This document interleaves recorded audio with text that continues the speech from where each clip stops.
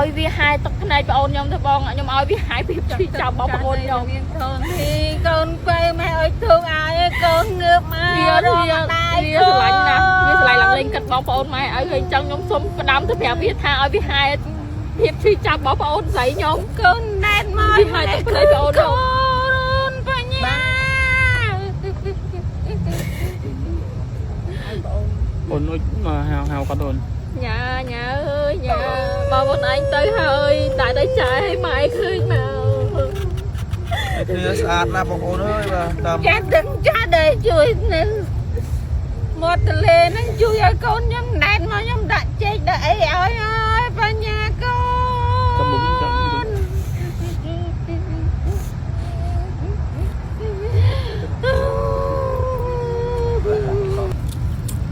បងប្អូនប្រុសឃើញណាទីសងសារហ្នឹងខ្ញុំថាបងប្អូនប្រុសនឹងមកមើលបាទបងស្រីទៅបីបានមកថ្ងៃហ្នឹងក៏ថ្ងៃស្អែកអីមកឲ្យសែនប្រេនឬមួយក៏យ៉ាងម៉េចដើម្បី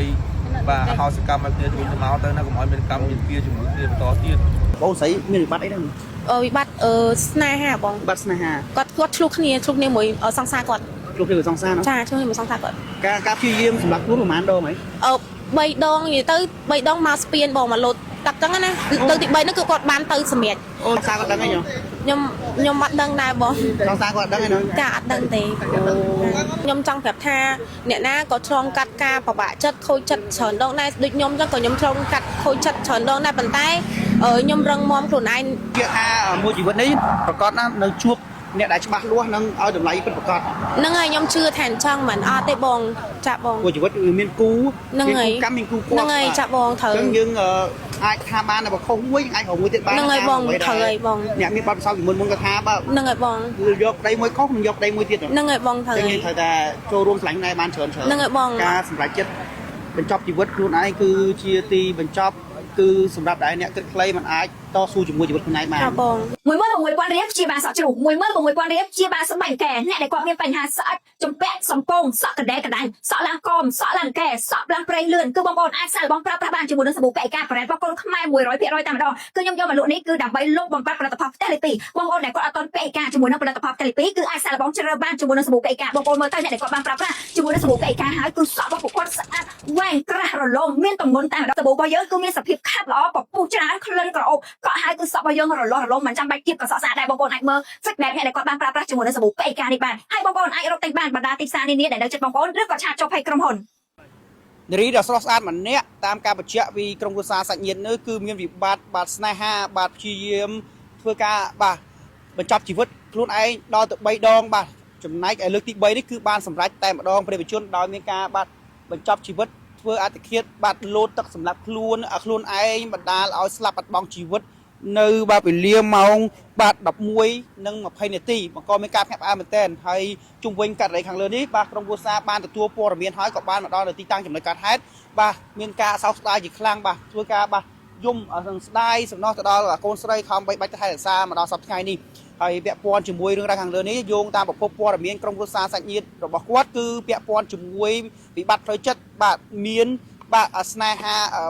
ប្រេឆាបាទដោយស្នេហាប្រេឆាបាទប្រកាសប្រកបជាមួយនឹងគូសង្សារបាទយុវតីបាទដ៏ស្រស់ស្អាតគឺមានការគិតខ្លីសម្រាប់ចិត្តសម្រាប់ខ្លួនបញ្ចប់ជីវិតបញ្ចប់បញ្ហាតែម្ដងប្រិមិត្តទូជនខាងក្រៅខ្នងខ្ញុំគឺជាទីតាំងនៃកន្លែងកាត់ហេតុដែលបងអូនស្រីបាទធ្វើការលោតពីលើស្ពានបញ្ចប់ជីវិតបាទបងអូនស្រីមានវិបត្តិអីដែរវិបត្តិស្នេហាបងវិបត្តិស្នេហាគាត់ឆ្លោះគ្នាមួយសង្សារគាត់ឆ្លោះគ្នាមួយសង្សារណាចាឆ្លោះគ្នាមួយសង្សារគាត់ការព្យាយាមសម្រាប់ខ្លួនប្រហែលដងហី3ដងនិយាយទៅ3ដងមកស្ពានបងមកលោតទឹកចឹងណាទៅទី3ហ្នឹងគឺគាត់បានទៅសម្រាប់ហើយចាបងពេញខ្ញុំជួយគាត់នៅស្ពានហ្នឹងអីទៅដល់ពេលគាត់នៅផ្ទះនៅអីគាត់លេបថ្នាំច្រើនគ្រាប់នេះជា5គ្រាប់អីចឹងផឹកឡើងលេបថ្នាំណាគាត់ story ហ្នឹងឲ្យ story លេបថ្នាំលេបអីចឹងខ្ញុំប្រាប់ព្យាយាមប្រាប់ផ្លូវចិត្តព្យាយាមលើកទឹកចិត្តវារហូតប្រាប់រហូតតែវាអត់ស្ដាប់ខ្ញុំទេហើយខ្ញុំអត់លទ្ធភាពនឹងជួយនឹងការនិយាយមួយវាចឹងណាបងគាត់ឈ្មោះដែរគាត់ឈ្មោះញ៉ាបងញ៉ាអាយុប៉ុន្មានអាយុ21បងអាយុ21ឆ្នាំហ្នឹងចា21ឆ្នាំឃើញក្នុងវីដេអូលុបភ្លុំគាត់ស្រែកព្យាយាមគេជួយមែនគាត់អត់ស្រែកគេជាមគេជួយតែដៃគាត់ខ្វាយបងមានគេថតបានចឹងណាគាត់ព្យាយាមចង់រស់ដែរគាត់ចង់ទៅជួយដែរខ្ញុំគិតថាប្រហែលជាគាត់ចង់រស់ដែរព្រោះបងមនុស្សពេលចង់ ស្លាប់ពេលដល់ពេលយើងលោតទឹកđóវាពិបាកណាបងពេលស្លាប់មុនស្លាប់នឹងពិបាកខ្ញុំគិតថាគាត់វាថាគាត់ចង់បកក្រោយមកវិញណាបើតាំងខ្ញុំមើលកាយវិការរបស់គាត់ណាគាត់លើកដៃខ្វាយអញ្ចឹងលើកដៃខ្វាយអញ្ចឹងចាបង គឺដឹងឲ្យពេលដែលលូតទៅទឹកចូលក្នុងច្រមុះ ហ្នឹងហើយ ដងខាំ ហ្នឹងហើយ ធាក់ចង់គេជួយដែរតែ ហ្នឹងហើយ ហើយ ហ្នឹងហើយ ជា បង គាត់ត្រូវអស់ហើយជីវិត ហ្នឹងហើយចាបង ហើយឥឡូវសង្សារគាត់ដឹងហើយញោម ខ្ញុំអត់ដឹងដែរបង សង្សារគាត់ដឹងហើយញោម ចាអត់ដឹងទេ តែលើកទី3ហើយក្នុងការព្យាយាមសម្រាប់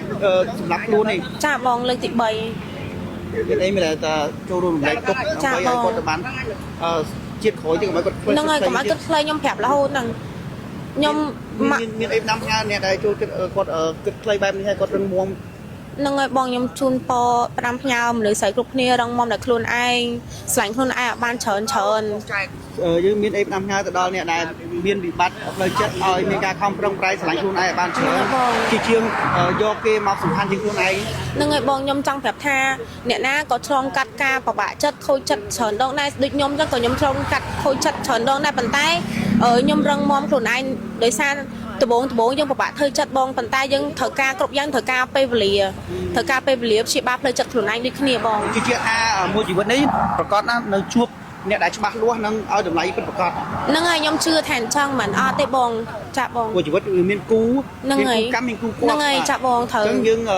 អាចថាបានតែខុសមួយអាចរកមួយទៀតបាន ហ្នឹងហើយបងត្រូវហើយបង អ្នកមានបទពិសោធន៍ពីមុនក៏ថាបើ ហ្នឹងហើយបង យកប្តីមួយខុសនឹងយកប្តីមួយទៀត ហ្នឹងហើយបងត្រូវ អញ្ចឹង ហើយ យើងត្រូវតែចូលរួមឆ្លាញ់ណែបានច្រើន ហ្នឹងហើយបង ការសម្រេចចិត្តបញ្ចប់ជីវិតខ្លួនឯងគឺជាទីបញ្ចប់គឺសម្រាប់តែអ្នកគិតខ្លីមិនអាចតស៊ូជាមួយជីវិតខ្លួនឯងបាន ចាបងខ្ញុំយកអារម្មណ៍ថាពេលហ្នឹងពិបាកខ្ញុំក៏ធ្លាប់ពិបាកដូចគ្នាពិបាកខ្លាំងតែខ្ញុំអត់ដែរមានកំណត់មួយដែលថាចង់សម្លាប់ខ្លួនឯងទេបងព្រោះយើងមានគ្រួសារយើងមានម៉ាក់ប៉ាគាត់នៅស្រឡាញ់យើងចា មកដល់ពេលនេះសពថ្ងៃនេះគឺមិនអាចងាយស្រួលទេម៉ាក់ប៉ាយើងចំមកមិនងាយស្រួលគាត់ប្រើពេលវេលាច្រើនណាស់ ហ្នឹងហើយបងខ្ញុំបើខ្ញុំធ្វើចឹងមកណាត់គ្រួសារអ្នកផ្ទះហើយចឹងណាបងហើយខ្ញុំមើលទស្សនវិជ្ជាម៉ាក់គាត់មិញក៏ខ្ញុំអាណិតគាត់ដែរចា ចឹងម៉ាក់ប៉ាគ្រួសារគាត់ដឹងអស់ហើយនោះ ចាគាត់ដឹងហើយ ចូលរួមលេខទៅគាត់ណា ចាបងអរគុណបង